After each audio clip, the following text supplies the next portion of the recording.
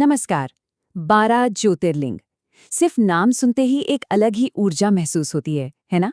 आज के इस खास विश्लेषण में हम प्राचीन भारतीय पौराणिक कथाओं के उन गहरे दार्शनिक रहस्यों को डिकोड करेंगे जो सदियों से मानव जाति का मार्गदर्शन करते आ रहे हैं। तो चलिए 12 ज्योतिर्लिंग कथा से अर्थ तक के इस ज्ञानवर्धक सफर की शुरुआत करते हैं।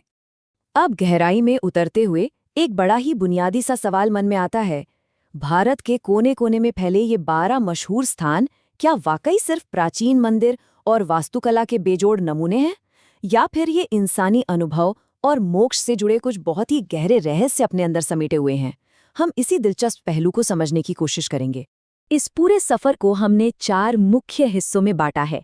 पहले हम बात करेंगे मोक्ष के द्वारों की, फिर समझेंगे ज्योतिर्लिंग का असली मतलब, उसके बाद इन 12 धामों से मिलने वाली सीख को जानेंगे और आखिर में बात करेंगे जीवन के उस असली रहस्य की जो इनमें छिपा है। तो शुरुआत करते हैं हमारे पहले भाग से, मोक्ष के द्वार, जो इन भौतिक मंदिरों की दीवारों से कहीं आगे की बात करते हैं। कथाओं में बताया गया है कि भारत में 12 ऐसी खास जगहें हैं जहां भगवान शिव साक्षात एक शुद्ध प्रकाश यानी ज्योति के रूप में प्रकट हुए थे। दिलचस्प बात यह है कि इन्हें सिर्फ ईंट पत्थर के ढांचे या आम पूजा स्थल नहीं माना जाता। इन्हें सीधे तौर पर मोक्ष या आध्यात्मिक मुक्ति के दरवाजों के रूप में देखा जाता है। सच कहा जाए तो ये विचार ही अपने आप में बेहद शक्तिशाली है। अब आते हैं दूसरे भाग पर, ज्योतिर्लिंग का अर्थ, यानी उस ब्रह्मांडीय स्तंभ का पूरा विश्लेषण। इन प्राचीन शब्दों के पीछे आखिर क्या मतलब छिपा है? अगर हम इस प्राचीन शब्द को थोड़ा तोड़कर देखें तो ज्योति का सीधा सा मतलब होता है प्रकाश, और लिंग भगवान शिव के निराकार स्वरूप को दर्शाता है। तो कुल मिलाकर यह शब्द ही उस दिव्य शक्ति को ज्ञान और रोशनी के एक ऐसे अनंत स्रोत के रूप में परिभाषित करता है जो कभी खत्म नहीं होता। इस पूरे कॉन्सेप्ट की जड़ें एक बहुत ही दिलचस्प और पुरानी पौराणिक कथा से जुड़ी हैं। कहानी कुछ यूं है कि ब्रह्मांड की शुरुआत में ही ब्रह्मा और विष्णु के बीच एक विवाद हो गया। बहस इस बात पर थी कि दोनों में से सबसे महान और सर्वोच्च देवता आखिर कौन है। और फिर इस विवाद को सुलझाने के लिए जो हुआ वो रोंगटे खड़े कर देने वाला था। अचानक पूरे ब्रह्मांड को चीरता हुआ प्रकाश का एक अनंत स्तंभ प्रकट हुआ, एक ऐसा पिलर जिसका न कोई आदि था और न ही कोई अंत। इस एक घटना ने उस ब्रह्मांडीय शक्ति को कुछ ऐसे पेश किया जिसने शिव को हमेशा हमेशा के लिए शाश्वत और सर्वोच्च स्थापित कर दिया। यही वो अनंत प्रकाश था जो बाद में पृथ्वी पर 12 अलग अलग जगहों पर स्थापित हुआ। चलिए बढ़ते हैं तीसरे भाग की तरफ, 12 धाम और उनसे मिलने वाली सीख, जहां हम प्राचीन कथाओं और आज के आधुनिक सिद्धांतों को जोड़कर देखेंगे। अब देखिए, इनमें से हर एक धाम अपने साथ एक बहुत ही गहरी मनोवैज्ञानिक सीख लेकर आता है।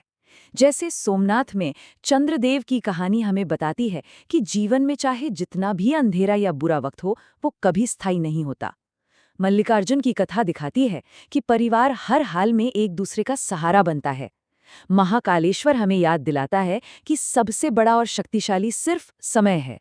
और ओमकारेश्वर से ये सिद्धांत मिलता है कि ये पूरा का पूरा ब्रह्मांड असल में एक बहती हुई ऊर्जा ही तो है। महाकाव्यों से मिलने वाले इन सबकों का सिलसिला यही नहीं रुकता।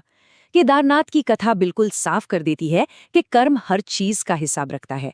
इंसान अपने किए से बचकर कहीं नहीं जा सकता। भीमाशंकर की कहानी अपने ही अंदर के अहंकार और गुस्से वाले दानव को खत्म करने की बात कहती है। काशी विश्वनाथ का नजरिया बिल्कुल अलग है। ये सिखाता है कि मृत्यु कोई डरावना अंत नहीं बल्कि एक मुक्ति है। और वहीं त्र्यंबकेश्वर प्रकृति के उस चक्र की याद दिलाता है जो सृजन, पालन और विनाश के पहियों पर चलता है। और इस पूरी फिलॉसफी को पूरा करते हैं हमारे बाकी के 4 धाम। वैद्यनाथ की कथा दिखाती है कि कठोर तपस्या और भक्ति बड़े से बड़े दुख का इलाज कर सकती है। नागेश्वर से ये गहरा मैसेज मिलता है कि अगर विश्वास पक्का हो तो हर तरह का डर जड़ से खत्म हो जाता है। रामेश्वरम, जहां खुद भगवान राम ने शिव की आराधना की थी, वो सारी दिव्य शक्तियों के एक होने का प्रतीक है। और कृष्णेश्वर हमें बताता है कि निस्वार्थ और सच्ची भक्ति में सचमुच असीम ताकत होती है। तो अब हम पहुंच गए हैं अपने आखिरी और सबसे अहम पड़ाव पर, भाग 4, जीवन का असली रहस्य। चलिए इन सभी 12 सिद्धांतों को एक साथ पिरोकर देखते हैं।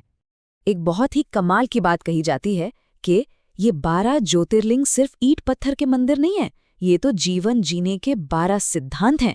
सोचिए, जब इस बात की गहराई समझ में आने लगती है तो जिंदगी की अनिश्चितताओं को लेकर मन में जो डर होता है वो अपने आप गायब होने लगता है। यहाँ सिर्फ प्राचीन इमारतों की बात नहीं हो रही, बल्कि जीवन जीने की पूरी एक मार्गदर्शिका हमारे सामने रख दी गई है।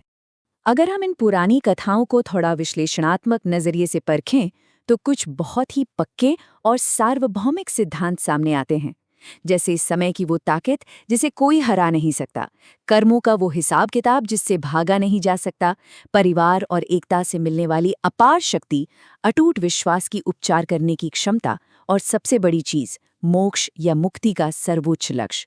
ये वो बातें हैं जो आज की इस तेज रफ्तार जिंदगी में भी बिल्कुल उतनी ही प्रासंगिक है जितनी हजारों साल पहले हुआ करती थी। तो इस पूरे विश्लेषण के अंत में एक बहुत ही बड़ा सवाल दिमाग में आता है। इन 12 प्राचीन दार्शनिक सिद्धांतों में से ऐसा कौन से सिद्धांत है जो आज के इंसान के अनुभवों से सबसे ज्यादा गहराई से मेल खाता है? आज की इस भाग-दौड़ और चुनौतियों से भरी दुनिया का सामना करने के लिए इनमें से कौन सा सबक सबसे ज्यादा मूल्यवान साबित हो सकता है?